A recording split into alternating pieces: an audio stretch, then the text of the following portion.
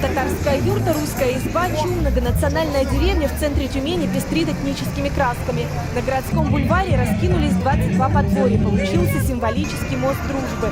Фестиваль под таким названием власти региона проводят 23-й раз. Праздник начался с парада дружбы народов. Национально-культурная автономия сибирских татар.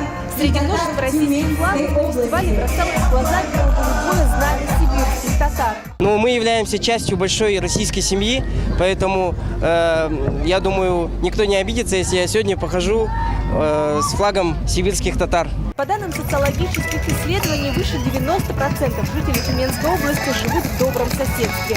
Всего в регионе проживает более 150 национальностей.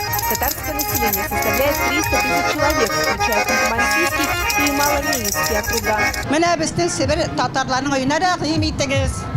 Менә бу Павловик, борынкылар сукканнар, гасырда сугадылар, авылларда станоклар бар.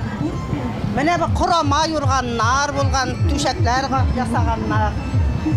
Безнең Сас авылы күлләрдән торады, күлләр күпстә 3-4 күл кабан. Менә безнең Сас авылныкы табан балыгы. Подворье сибирских татар встречало гостей праздника национальными песнями, плясками, угощениями. Выставка народных имен. Самый теплый в мире бренд IBM представил старинные тюбетейки в современном исполнении. В социальном бизнесе задействованы мастерицы-пенсионерки из Елугоровска. Шьем мы старинные тюбетейки, вот эту под старину. Раньше вот мы, когда были молодые, вот дедушки наши, папы, вот такие тюбетейки носили. Региональный конгресс татар всячески способствует развитию предпринимательства и другим этническим проектам для сохранения культуры татарского народа. В целом, в Тюменской области зарегистрировано около 20 татарских общественных организаций. Свое искусство, свою речь, свое, как бы сказать, культура своя, вот это все это наше. Сам я татарин из Казани. Одновременно с мостом дружбы за 45 километров от Тюмени прошел масштабный этнофестиваль «Небо и земля». Совершенно по-другому музыкой в стиле инди-фолк татарскую культуру здесь представила единственная группа «Джуна» из Казани.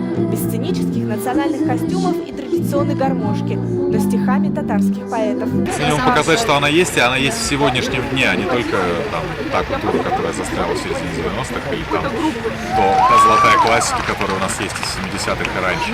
То есть и сегодняшний день в татарской национальной культуре и музыке. И пытаемся это показать.